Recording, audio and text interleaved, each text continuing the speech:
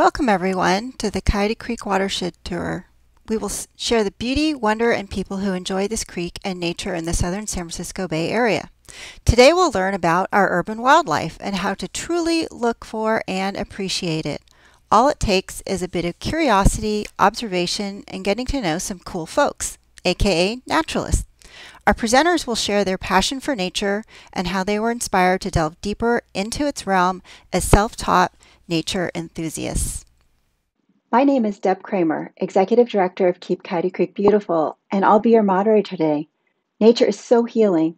I hope by seeing this park and nature through our presenters' eyes, you can take in its beauty and diversity and feel its healing powers. Santa Clara Valley Audubon Society and Keep Coyote Creek Beautiful work together to bring you this program. Keep Coyote Creek Beautiful is a community-based organization that works with many groups, agencies, and partners towards a vibrant Coyote Creek with clean waters, abundant wildlife, and natural beauty that everyone can enjoy. Santa Clara Valley Audubon Society promotes the enjoyment, understanding, and protection of birds and other wildlife by engaging people of all ages in birding, education, and conservation. Now, let me introduce our presenters. Karan Gathani has a history of working with tech startups in the San Francisco Bay Area, helping them ship products efficiently without compromising on quality. Karan started volunteering with Keep Coyote Creek Beautiful 3 years ago and loves being part of cleanups and bioblitzes organized around the creek. He believes a healthy watershed benefits not just wildlife, but humans as well. Things that he'll be talking about today include volunteering and the Coyote Creek as a Coyote Creek ambassador, creek cleanups, bioblitz events, and observing nature, and the Newt Patrol and Alma Bridge Road. Dwight Agan is new to bird watching. He came to birding in spring 2019 through his love of photography with the Bullock's Oriole as his spark bird. He is an active volunteer with Santa Clara Valley Audubon Society. You can see his spectacular photos on iNaturalist under his user ID, Dwight Agan. He'll be talking about bird photography tips such as light, background, looking at the bird's eye, and starting to bird using Merlin and eBird. Let me set the stage for you right now of where we are along Coyote Creek. The watershed starts at Kelley Park and makes a backwards J through Anderson Lake, into Coyote Valley, through downtown, out to Milpitas, and through to San Francisco Bay. The yellow dot is approximately where we are at Kelley Park. Here's a Kelley Park map that shows the disc golf course, the Coyote Creek, the Japanese Friendship Garden, and Happy Hollow Park and Zoo. We're starting roughly around the north end of the disc golf course. And welcome everyone. My name is Gathani. I am a creek ambassador for Keep Coyote Creek Beautiful. You can see my name badge. What is a creek ambassador, you would ask? And so just like how ambassadors promote their brand, I try to love for our creeks. And so I want to show why creeks are so important and why we should love them and protect them. So before I actually do any presentation about the creeks, why they are so wonderful, I let the creek speak for itself. So I would like to take a minute.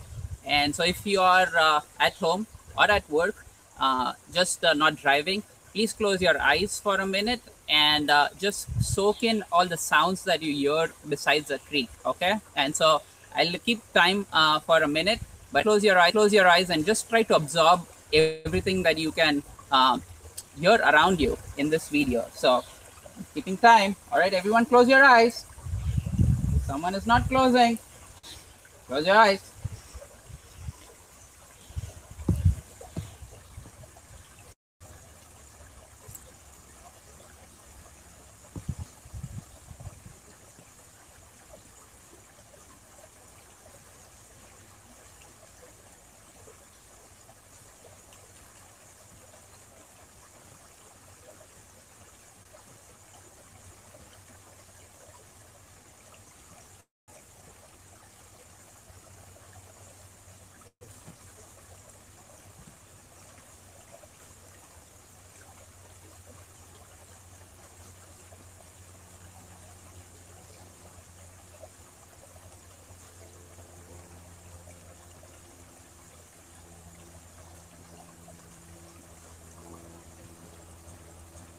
All right, you can open up your eyes again. And so I always like to actually go besides the creek and try to de-stress myself because we are living in times when like there are so many things happening out of our control, and it's really easy to get stressed out about stuff. And just like sitting by a creek, hearing the sound, uh, helps you actually soothe. And the things, when I'm talking about things that are out of our control, I'm not talking about the COVID pandemic. I'm talking about Kim Kardashian's divorce. And so, what I would want to show you is creeks are wonderful places because they are habitat for a lot of things like birds and insects and animals and humans as well. But also, they face a lot of challenges. And so, some of the challenges are natural, like drought and flooding and stuff like that. Some of them are man made. So, if we actually just look around this beautiful creek, we'll see a lot of stuff that is actually caused by humans. So we'll see like trash that is just on the banks of the creek, and you'll see like it's just waiting for one shower to actually just wash them to the creek. And once they actually do get washed out, they'll actually flow to the bay. So this is actually more expensive when it flows. Once it flows to the bay, cleaning it out from the ocean is actually much more expensive. So this is the time you would want to actually get rid of the well. And for people who are interested, there's like all kinds of trash. So we have clo- human clothing. We have sometimes we find like motor oil and stuff like that as well, which if spilled in the creek will be actually super dangerous to the wildlife as well.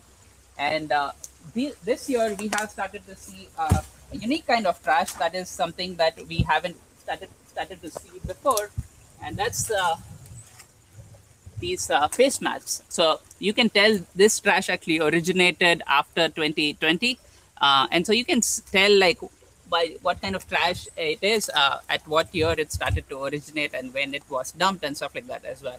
And so we think that this trash cannot actually cause much harm and stuff like that. Like, yeah, it makes a creek look bad and stuff like that, but it does cause harm. And so one of those instances was when I actually saw um, something that happened to a California girl when I went kayaking in the Elviso Slough. So this water actually flows to the Slough, and that's where I saw that. So Deb will show you of what I saw.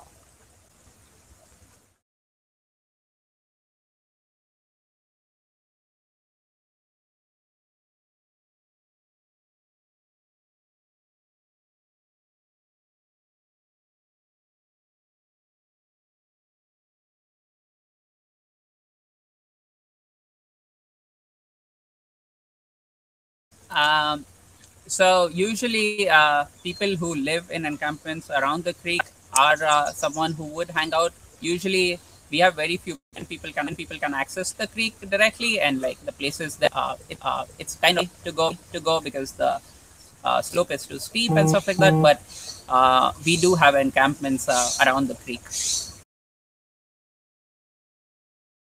That's a great question, and that segues to the next thing I'm going to talk about, and that is Keep Coyote Creek Beautiful organizes cleanups open to all age groups. Or minors, please bring your guardian. And we do cleanups almost twice a month, usually on Saturdays. You can find more information on the Keep Coyote Creek Beautiful website. A great opportunity for families to actually have some good time, and also that's real, for the community, right? And people actually learn a lot in the creek cleanups as well. I'll cover more of that and as the presentation progresses.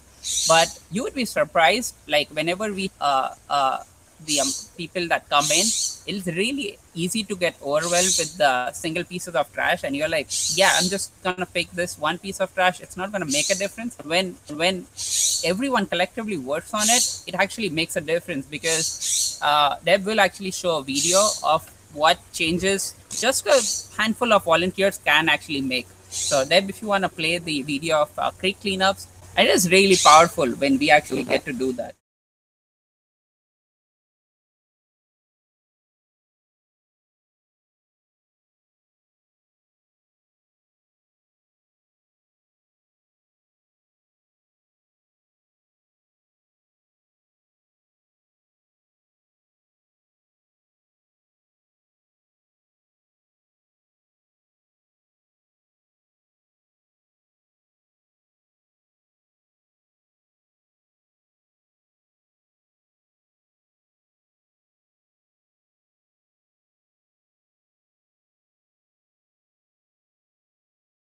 So yeah, so if you look at it, and there are several other reasons as well, except that gull thing. You look at all the creeks and stuff like that. This is actually used as a passage for fishes as well, right? Like so, some of our creeks are actually being used by steelhead trout and salmon.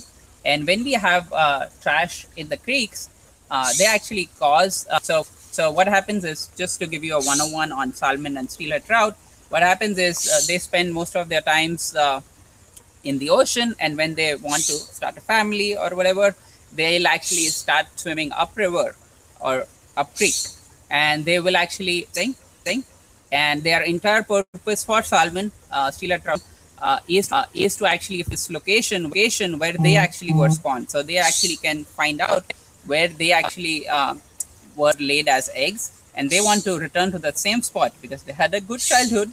People really remember their childhood, and so they want to come to the same spot and give the same kind of atmosphere and environment for their kids. So they will actually try to swim upstream. The challenge with this is, since they stop feeding, they have a limited amount of energy that they bring with them. And when we have trash, they have to actually overcome more obstacles than they had actually started to arrange for. So that's why creek cleanups are really important and stuff like that. So that's it. Over to Dwight. Hi, my name is Dwight Agan, and we're here out in Kelley Park, out in the parking lot. And I'm going to talk a little bit about how to find birds in a specific area, and then also how to identify them. So first, how do you find birds? And I've only been birding for a couple years now, so I'm a definite beginner. One thing you can do is use online resources, and this resource that I really go to is ebird.org, which is run by Cornell uh, Ornithology. And if you can bring up a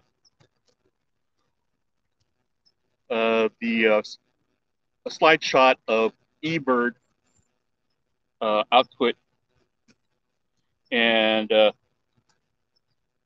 you can put in uh, the name of a hotspot, and there are many, hundreds of them here in Santa Clara Valley. And here's one for see what the hotspot. This is a Charleston Slough, and then you can click on the hotspot, and it will show all the different types of birds that you see for different months of the year. So the top ones here are listed in the over on the left-hand column, and then on the right-hand top, you can see each of the months and see what's most visible during different months of the year. So you could put in Kelley Park, and then you can list of what birds are commonly seen at this time. In fact, today, so we saw a hummingbird, a mockingbird, turkey vultures, many different types of birds. So once you see a bird, how do you identify what it is? And once again, through Cornell, they've developed a software program called Merlin, which is completely free, and you can download it to your phone. And I'll go through how to use that one.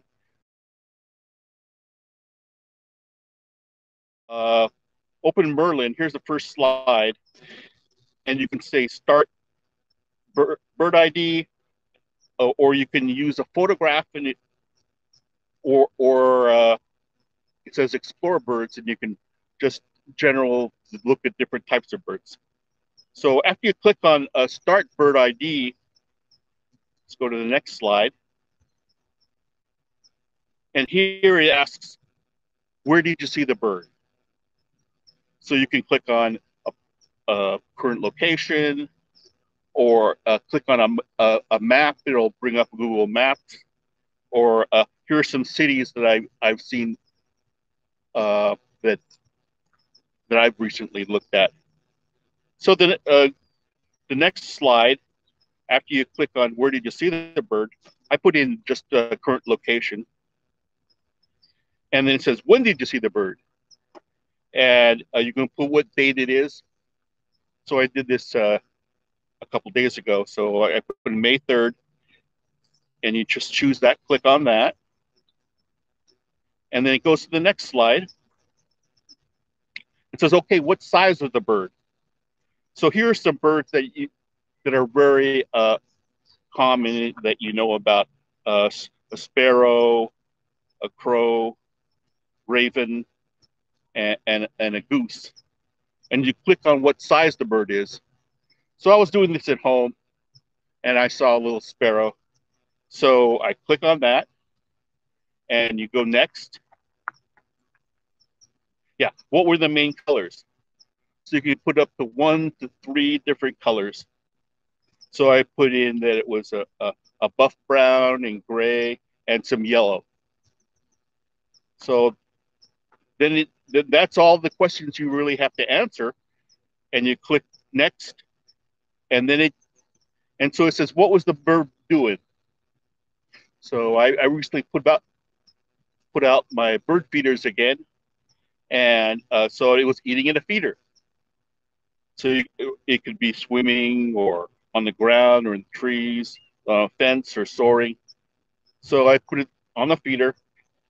So here are the different birds it could be that have black and buff and yellow.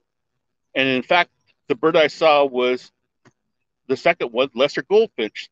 So click on that, and you can see details. The next slide. So here it gives more details about the lesser goldfinch, and you can definitely decide if this was your bird or not.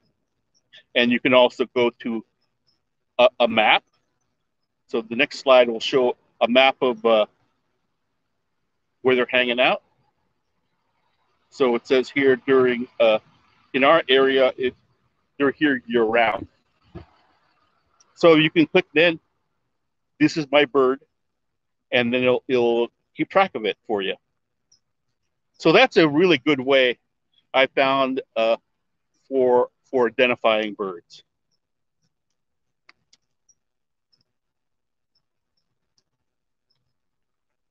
So right now I don't see any birds. But we've been hearing a lot of them. Cool. All right, welcome everyone. And so I mentioned in the previous section how we do creek cleanups and help pick up the most at-risk trash that will flow to the creek and to the bay. And so when we actually have volunteers come with us and we encourage to do the creek cleanups, we actually want to do more than just creek cleanups. Like, we just don't want mindless picking of the trash and stuff like that. We want them to understand why is it important, and also appreciate the thing around us. And so whenever we do creek cleanups, the team leaders will actually take time during the creek cleanup to actually walk them, volunteers, through stuff that we are surrounded by. So the concept that, like, for me to actually be in nature, I have to go to Yosemite or some other national park is just not true, because nature is where you look at, right? So nature is all around you. You just need to observe. And so one of the things that we spotted was this beetle. And so I will try to have this beetle on my hand and have the camera focused on it. And so if you look at this beetle, it looks like a really juicy beetle. This beetle cannot fly. It's called a pinnacate beetle or a clown beetle. And the reason it's called a clown beetle is because if it feels threatened, it will actually raise its abdomen or its butt, whatever you find funny, and then it will try to spray just like a skunk would. So I'm not trying to intimidate it, but not hurt it. But I think it's super friendly, and so it is just trying to walk away. They are usually nocturnal. Sometimes you'll find them crossing your paths during the day, and so just because I know these do not cause any harm, that's why I'm not afraid of actually holding it. No, that is a kid's joke. So I can actually release them now. And so these are the things we want to show them, because people, if you had have seen this beetle before, you would not have like even given two thoughts. But now you are aware and how cool this beetle is, and you know it's not going to bite. Feel free to actually hold it in your hand and take photos and get some likes on Instagram and hashtag it as well. And so another thing that we do actually show, so all the plants around you, I think it's really important to know the kind of plants you should not touch. And so one of the plants that we actually walk through every cleaning activity that we do is this plant. And so this is a poison oak, and this is something that we are actually that surrounded our creeks and stuff like that. It's a good plant for the wildlife around. Unfortunately for humans, most of the humans can develop an allergic reaction because of the oils that rub on it. And so an easy way to identify this plant is you'll have to look for like clusters of 3. So you'll see like all these leaves are in bunches of 3. And you know when there are 3 kids going out together, they're up to no good. Same thing with the poison oak. So whenever you see like these 3 things and stuff like that, so you'll see it's a poison oak.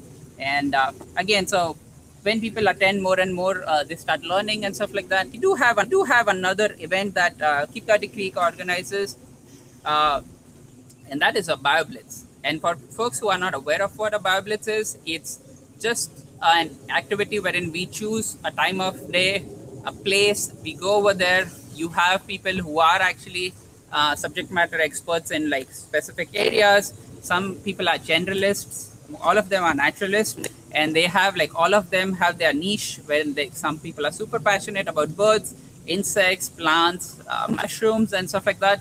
And so we go to a place and we encourage everyone, like even if you don't know a plant from an act, just come to that event. You'll learn so much, because everyone who's actually leading those events have actually been doing them for several years.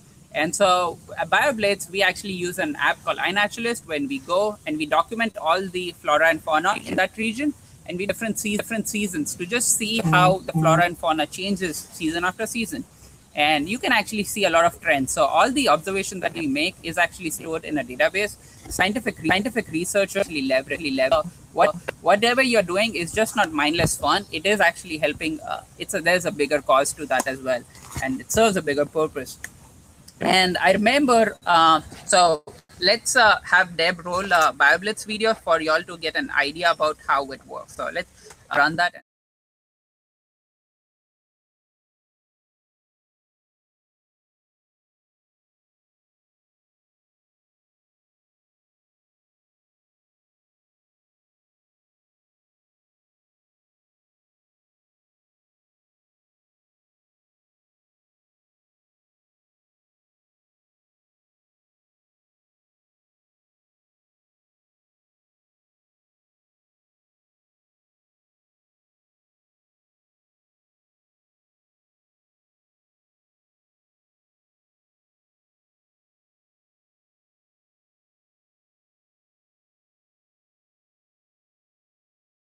As you saw in the video, how these team leaders lead several groups, and you can sense the excitement just by looking at the photos of how everyone is so excited to just see something new. And that's one thing I've observed is like when we are as kids, we are super curious about like asking questions of everything we see around us, like all the colors and all texture is so fascinating. But as we grow, become adults, that is something that is not encouraged. And I feel that has to change. We need to be curious even after we grow up. And BioBlitz are a great way to do that, because let's say if you were just like interested in just plants and stuff like that, no, I didn't really care about sex or animals or birds or whatever. Come to these BioBlitz. It's my guarantee that when you actually spend time with like one of these experts, who are really humble and really knowledgeable, you would walk away saying that you will start something that you did not actually even inspect closely. Because I remember when I started going to these bioplaces, I don't like spiders; they're not the best. But then after going there and like finding out that most of the spiders we have are like non-dangerous, and so that's something that I learned, and that has just have me appreciated spiders more and more. And so I would really encourage people who have not been part of to attend one if they can. So over to Dwight now. Thank you. The bird that really got me into birding, which they call your spark bird, is a bird called a Bullock's oriole. Here's the shot of a Bullock's oriole. I took that. I was on a Audubon field trip with Chuck Van Rossbach, and I saw this bird that I've never saw anything like this before. You know, I grew up in Central California, but I really didn't notice birds. And I saw, wow, an oriole. I didn't even know they had orioles out here, and a beautiful yellow and black bird. So that's really cool. That was my spark bird that sparked me into bird photography. So talking about bird photography, I was talking about one of the things different between bird photography and other types of photography is that with birds, you always want to have the light shining directly onto the bird. And so let me show you a photograph of a side light and a direct light of a specific bird. And you can see why one is better than the other. So this is the side light of the bird. You can see the face of the bird and the eye is in shadow, so it's a lot more difficult to see. And the next shot is the same bird when it's turned its head a little bit, and it's directly onto the bird there, and you can see the difference. And this is a much better photograph. And so when you're looking at the bird, one of the tips is to have the sun at your back. So the sun is, when you're looking at the bird in front of you, it'll be in complete sunlight. So that's one thing that's different than, say, portrait photography, where you really want to have the light coming from the back of the person, because it makes people look much nicer. But you don't see the details you'll see that you want with bird photography. Mm-hmm. So this bird right here is a sparrow. I think a crown sparrow. So the other thing, once you take photographs of birds, how do you make your photographs really focus better on the subject? So the two things you want to look at when you're editing, when you're cropping the photograph, is you want to have the eye of the bird showing, and you want to look at the edges and the background. So let's bring up one of those photographs. So here you can see you want to get rid of any distractions. So on the right-hand side, you'd want to cut out the little flowers that are shown on the right, because it kind of distracts you from the main composition of the bird. There's another photograph of another bird that shows the background, a distracting background. And you always want to look at the background and make sure that there isn't anything distracting, especially, like in this one photograph, it shows a plant branch coming out of the head of the bird. So again, you can see the final photograph right here, and you can also see the eye of the bird. That's the other thing. No matter what's in focus, you want to make sure that the eye of the bird is in focus, because that's what everybody looks at, is drawn to naturally when looking at any photograph of any animal or person. here in the valley, Santa Clara Valley, during the summertime, it's usually pretty warm. You know, most days are in the 80s in the daytime, and then the evenings maybe in the 60s. But fall and spring, it's probably in the 70s, and in the wintertime, usually daytime highs are in the 50s and 60s. Is this Sarah? Yep. All right. Welcome back, everyone. And so, what we are looking at is on the road. The same beetle that I showed you, the same species, not the same beetle. I did not kill it, so don't start judging me. And so it's that this beetle got squashed, preferably when bikes were going or someone stepped on it, or one of the cars actually went through. And so if you think about it, road is like these concrete gravel road is not something that was historically always there. And so insects haven't evolved to do that. And not just insects, animals haven't been able to do that as well. And so like I said, when I go for these biblices, there are a lot of people that I meet. And learning new stuff is like awesome, but it's also the people that I actually cherish meeting in these events. And so one of the person I met at these events was Mira, who's the organizers of these biblitzes. And she actually is working on a really awesome project. And that has something to do with newts. And so if people are not familiar with newts, so newts are type of salamanders, and which are an amphibian, which means they can spend time in water as well as on land. And there is a place near Los Gatos called Lexington Reservoir. It's pretty cool. If you haven't gone, check it out. And so what happens is, for newts, every breeding season, which starts, it's during the winter, so it starts from November, but they actually go till May as well sometimes. And so what happens is they actually get out of living under logs or whatever, and they actually make the trek towards the reservoir. And that is important because they actually mate in the water, and then they lay their eggs over there. The sad part of this is there's a road that actually cuts that path that they take from the forest towards the reservoir. And that road is called Alma Bridge Road. And that road is actually heavily trafficked.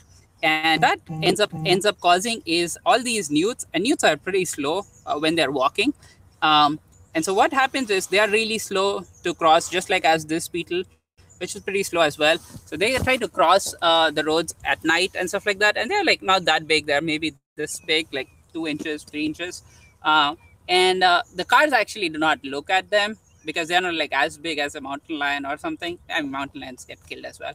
But so these get actually run over all the time. And so Mirov is working on a project when she's documenting the newts that die because of these road kills. When people are actually driving there without actually looking at the newts crossing the road.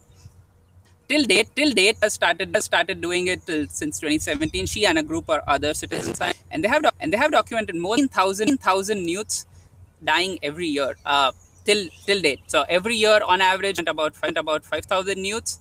And that is sad because if all of them keep on dying at this rate, we don't think we'll be able to sustain the population for the next generation.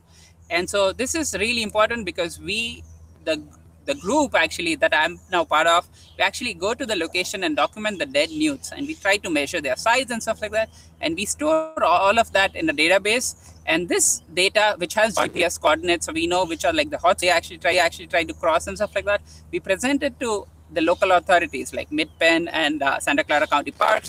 And so this is really important because they weren't aware of this, and they were planning, or they're still planning, to build a parking lot. And when we presented that thing, that actually set them back because they went off. They were like going forward with all the arrangements to build the parking lot. And when they found out, they actually stopped that, and they are doing research right now to see how viable it is and if it will affect them even further.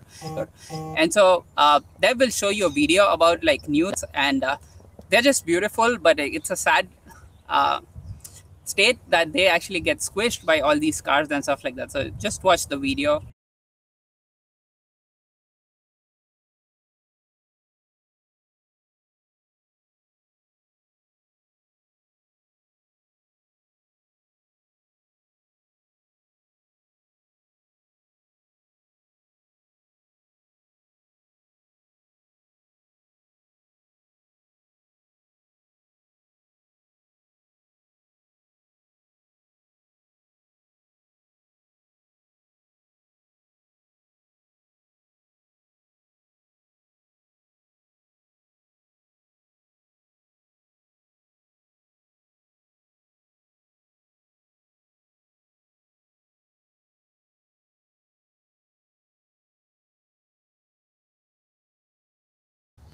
All right, so as you could see in the video, awesome creatures that unfortunately die sad death. And so we can actually do our part to actually help them, right? Like, so if you go to bioblitz.club/news, you'll find more information. There's a sign up sheet as well that you'll be able to, we'll keep you in loop with like all the things that we are doing. And we also are looking for volunteers who can actually help go to that location, document the dead newts and stuff like that as well. And we do it in a safe way so that when we are walking on the road documenting the newts and stuff like that, there's always a buddy who actually looks out. So we do not have humans who get squished as well. And so please check out bioblitz.club/news to see what you can help. Also have future mid-pen council meetings, and we reach the public to join and opinion as well, because it really helps. And so hopefully you learn something about a tragedy happening really close to home, and hopefully you'll get to be a part of it as well. So that's what we thought. So when we actually do our newt surveys, we actually look at like what was the rainfall this month, last day. We look at the temp stuff like as well. Juveniles being squished as well, which is a sad state, because now if juveniles cannot make it to adult, we won't have more newts, and we do not want to be in a state when future generations do not get to enjoy newts in that region. So that's what we are doing right now to just raise awareness. So that is something that Mid-Pen and like these agencies will have to do, and we can present like other solutions that people had implemented. But again, it's up to the authorities, because they actually maintain that road to do that. All we can do right now is to actually just present the data, and the data is pretty solid. So hopefully they'll be able to make decisions and try to avoid this tragedy. Again, hi, Dwight, and it's going to give some final thoughts about beginning birding and about bird photography. So for beginning birding, one of the things that I really suggest to everyone to help you learn about birds in your neighborhood is put out a bird feeder, either a hummingbird feeder or a seed feeder. Putting that out, you see so many birds, and it really helps you identify and hear calls and behaviors of all types of different birds. So that's one of the things I really highly recommend. Another thing for bird photography or any kind of photography, the most important thing I can leave you with is go out there and practice.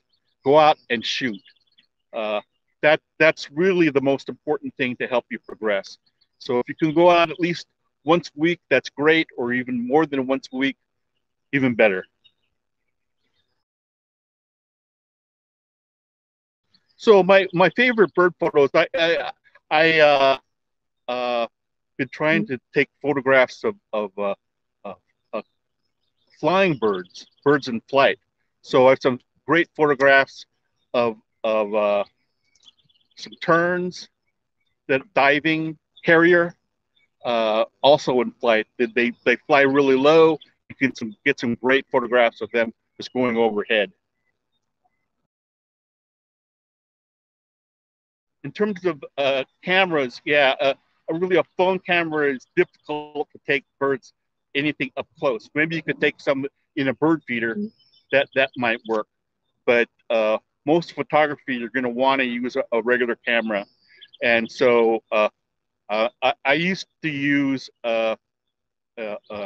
DSLRs, Canon cameras mostly, but I've switched over because of weight to micro four thirds format Olympus cameras, and they have some great lenses, and it's much lighter and smaller and compact. So if you're lugging stuff around, if that's a problem for you, because you really want to have some long lenses, so at least 400 millimeter full frame size lens.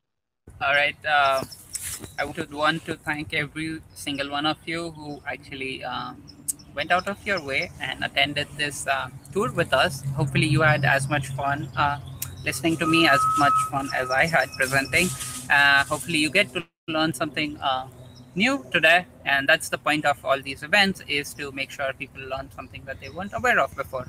If you are aware, then that's a good thing as well. It's just brushing up on your concepts. And I would really encourage you to check out Keep Coyote Creek Beautiful website for future cleanups and bioblitzes. Also check out bioblitz.club/newts for see how you can help with the newts and stuff like that. And as always, I would encourage each and every one of you to keep on curious, explore, be in nature, have nature help soothe you, relax you, and just make you stronger. That said, I would like to sign off from here. Thank you so much. Thank you for joining us for the Coyote Creek Watershed Tour, where we learned about how to look at urban nature and use our curiosity to appreciate it. Please thank our presenters, Karan Gathani with Keep Coyote Creek Beautiful and his videographer, Carolyn Knight. Also, we thank Dwight Agan with Santa Clara Valley Audubon Society and his videographer, Coulter Cook. You can find previous videos of our tours on the Keep Coyote Creek Beautiful YouTube channel. Thank you for joining us.